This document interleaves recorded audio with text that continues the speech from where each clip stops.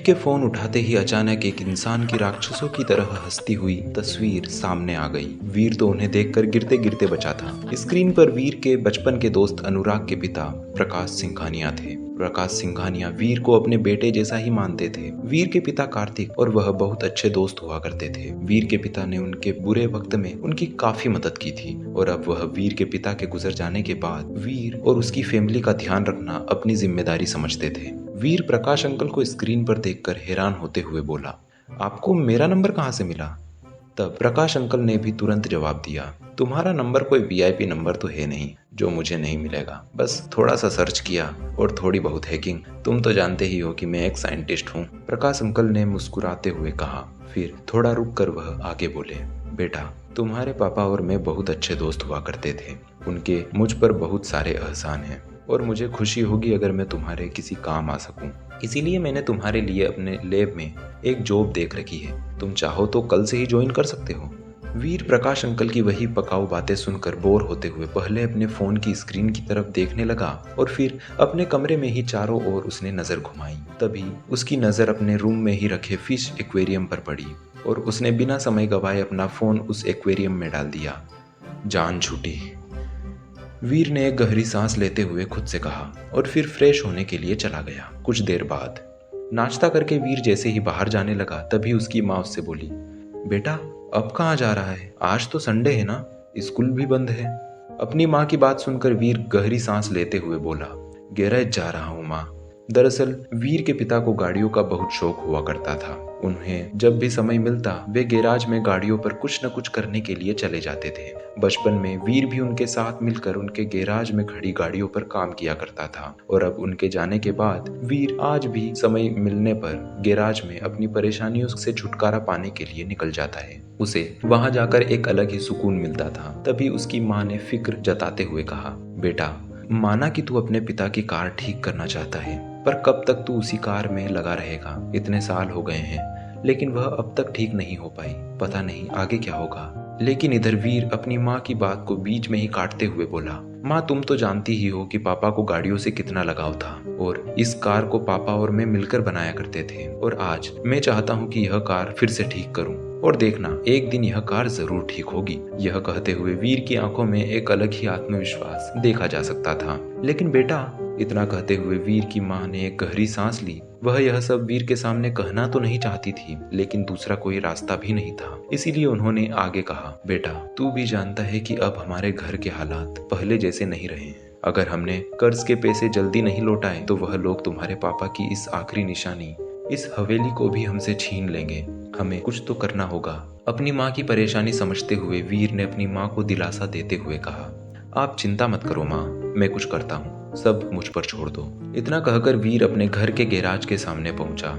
उसने दरवाजा खोला तो सामने एक आधी बनी हुई कार खड़ी थी जिस पर वीर काम करने लगा। वीर के पिता कार्तिक को गाड़ियों से बहुत लगाव था। यह शौक वीर को भी उन्हीं से विरासत में मिला था। वीर जितना स्कूल में सब्जेक्ट्स के बारे में जानता था उससे कहीं ज्यादा तो वह कार्स के बारे में जानता था। लेकिन आज वीर का मन गाड़ियों को ठीक करने में भी नहीं लग रहा था। उसके मन में काफी उथल पुथल मची हुई थी। उसके दिमाग में अपनी माँ की सुबह कही हुई बातें ही घूम रही थी। वह यही सोच रहा था कि पैसों का इंतजाम कैसे करे। यही सोचते हुए वीर के दिमाग में अचानक प्रकाश अंकल की सुबह कही हुई बात याद आई, किसी भी चीज की जरूरत हो तो उन्हें कहे। इसीलिए फिर वो फटाफट से अपने रूम में गया और जाते जाते उसने अपना फोन उठाया जो कि अब तक सूख चुका था। वीर फोन उठाकर असमंजस में बड़बड़ाते हुए बोला, प्रकाश अंकल को फोन लगाऊं या नहीं, क्या ये सही होगा?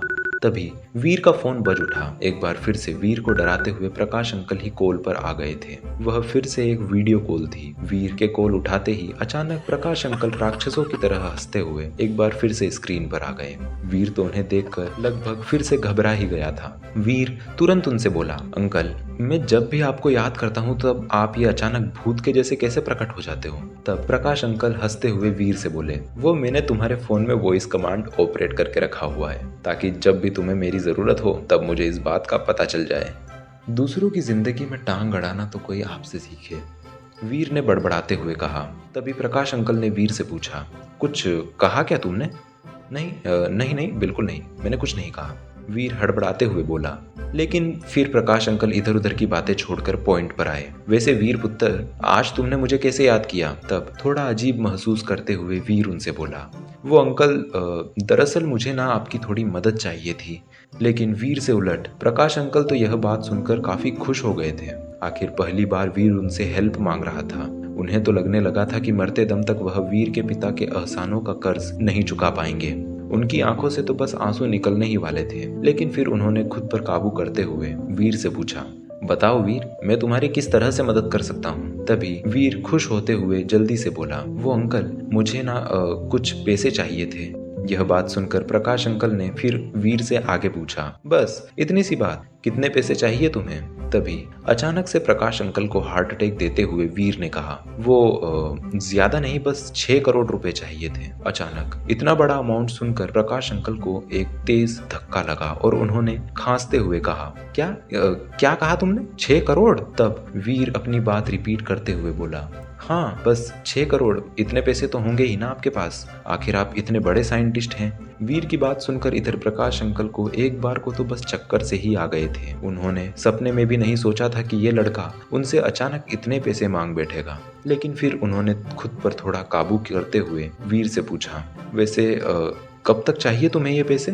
तब वीर ने भी खुशी खुशी जवाब दिया, अभी तो 2 साल का समय है। तब प्रकाश अंकल वीर से बोले, वीर बेटा, अभी तो मेरे पास इतने पैसे नहीं हैं और शायद आने वाले सालों में भी इतने पैसे नहीं कमा पाऊंगा।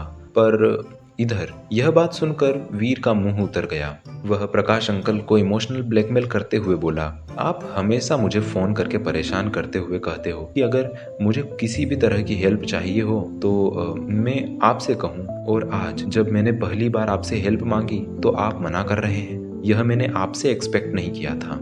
लेकिन चलिए, कोई बात नहीं, मैं कुछ और रास्ता निकाल लूंगा, बस आप अब फोन रखिए और अब से मुझे कॉल करने की सोचिएगा भी मत। वीर की बात सुनकर इधर प्रकाश अंकल थोड़ा सोचते हुए बोले, वैसे मैं तुम्हारी हेल्प करना तो चाहता हूँ, पर इस तरह से नहीं। लेकिन अब क्योंकि मेरे पास कुछ रास्ता भी नहीं है तो ठीक है, मैं तुम्हारी हेल्प करूंगा। अपनी बात में थोड़ा रुक कर वो आगे वीर से बोले, वीर बेटा, एक रास्ता तो है, लेकिन वह बहुत खतरनाक है। जितना तुम सोच सकते हो उससे भी बहुत ज्यादा खतरनाक। तो आखिर ऐसा कौन सा रास्ता ढूंढा है प्रकाश अंकल ने? क्या वीर अपने पैसों का इंतजाम कर पाएगा? जानने के लिए बने रहिए मेरे साथ।